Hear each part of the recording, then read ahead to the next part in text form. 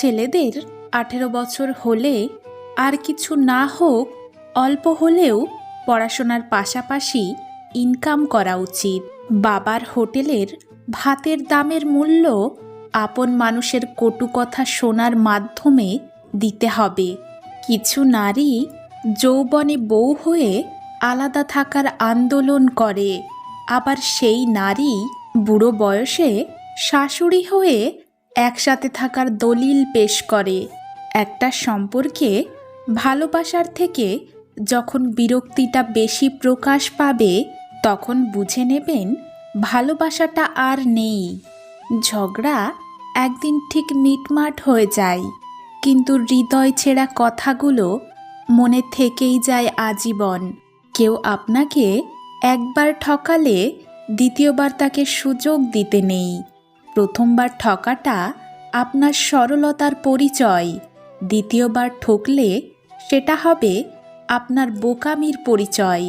3 ধরনের পুরুষ নারীদের জন্য ভয়ঙ্কর: 1 দুলাভাই, 2 দেবর, 3 লোভী পুরুষ। কেউ অতিরিক্ত অবহেলা করলে কিভাবে তাকে উচিত শিক্ষা দেবেন জানেন? তা হলো তার কাছ থেকে দূরে সরে যাওয়া, কারণ এই অবহেলাই হতে পারে আপনার জীবনের সেরা শিক্ষা। সময় নিন, নিজেকে গড়ুন, উচিত জবাব কাজে দিন, মুখে নয়। যদি বাঁচতে চাও তবে হাসতে শেখো, কাঁদতে তো তোমাকে মানুষ শেখাবেই। প্রেমে তুমি দুর্বল হও, তাতে কোনো ক্ষতি নেই, কিন্তু যার প্রতি দুর্বল তাকে বুঝালেই ক্ষতি। ম্যাচুরিটি মানে যখন তুমি বুঝবে মা বাবার চেয়ে আপন কেউ হয় না। যখন কেউ তোমাকে সব সময় মিস করে তখন হয়তো তোমার খুব বিরক্ত লাগে, কিন্তু কষ্ট সেদিন পাবে যেদিন তুমি বুঝতে পারবে তোমাকে মিস করার মতো কেউ থাকবে না। নিজের উপর থেকে কোনোদিন বিশ্বাস হারানো উচিত নয়। যেদিন থেকে নিজের উপর বিশ্বাস চলে যাবে সেদিন থেকে নিজের জীবনের সব স্বপ্নগুলোর মরণ হবে। অপেক্ষায় ছিলাম, আসোনি, মিস করছিলাম, বোঝোনি, আপনজন ভেবেছিলাম, মানোনি, দুঃখের ভাগ নিতে চেয়েছিলাম, শেয়ার করনি। তুমি রাগী সেটা জানতাম, কিন্তু নিষ্ঠুর সেটা বুঝতে পারিনি। দক্ষতা তৈরি হয় অভিজ্ঞতা থেকে, আর অভিজ্ঞতা আসে ব্যর্থতা থেকে। তাই ব্যর্থতা খারাপ কিছু নয়, এটা সাফল্যের প্রথম ধাপ। এমন হৃদয় তৈরি করো যা কখনো কেউ ভাঙতে পারবে না। এমন হাসি তৈরি করো যা কখনো কষ্টের হবে না। এমন সম্পর্ক তৈরি করো যা কখনো শেষ হবে না। এমন একটি হাত ধরো যা কখনো ছেড়ে যাবে না। আচ্ছা, এমন করে ভালোবাসা যায় না? ধরেন অফিসে বসে আছেন, হুট করে পাগলিটাকে একটা ফোন দিয়ে বললেন, এই শুনছো, আমার অফিসের ফাইলটা বাসায় ফেলে এসেছি, ড্রয়ারটা একটু চেক করে দেখবা? তারপর আদরের বউটা তাড়াহুড়ো করে ড্রয়ার খুলে দেখল একটা নীল রঙের খাম পড়ে আছে। খামের ভিতর চিরকুটে লেখা, বড্ড ভালোবাসি তোমাকে। কিংবা হঠাৎ একদিন অসময়ে ঘরে ফিরে এলেন, খুব তাড়াহুড়ো করে বললেন, জরুরি একটা জিনিস ফেলে গেছি। এরপর পাগলিটার কপালে একটা চুমু খেয়ে বললেন, পেয়ে গেছি, এখন যাই। বিশ্বাস করেন, সুখে পাগলিটার দম আটকে আসবে। পেছন না ফিরেও বুঝতে পারবেন পাগলিটার গালে ভালোবাসার অশ্রু চিকচিক করছে।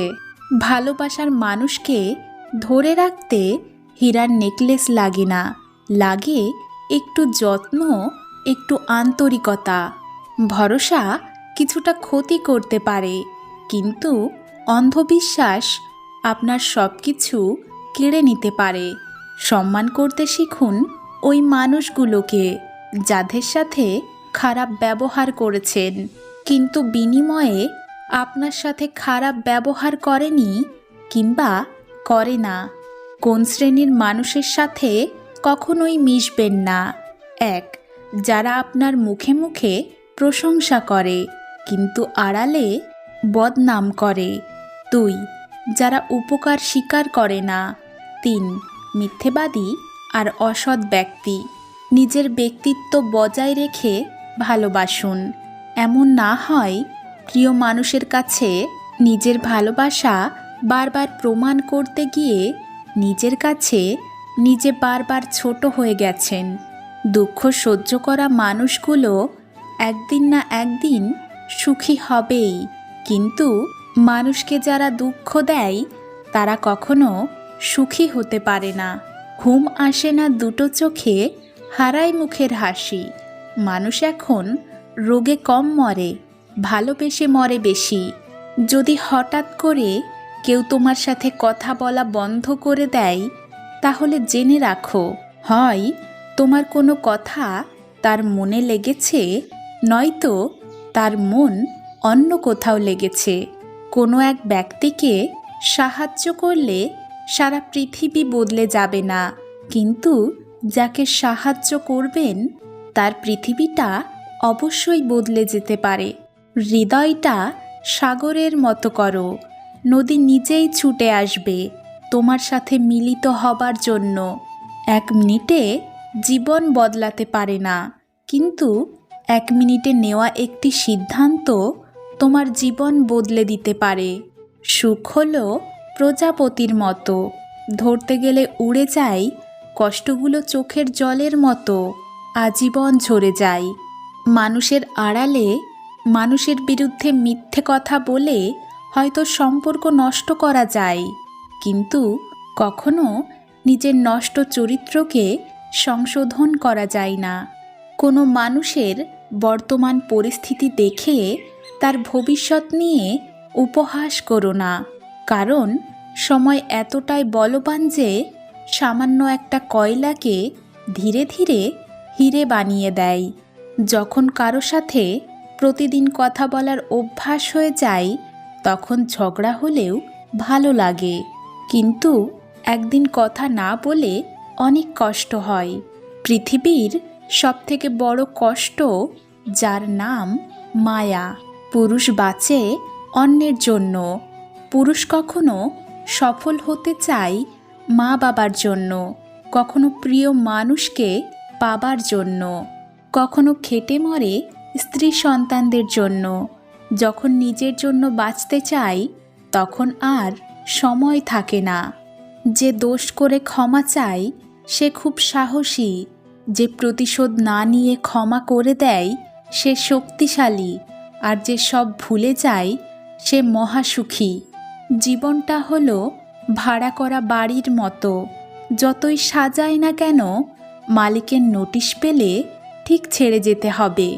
কত অবধি পড়তে পারবে, কত বয়স থেকে উপার্জন করতে পারবে, এটা কারোর ইচ্ছে ঠিক করে না, পরিস্থিতি ঠিক করে।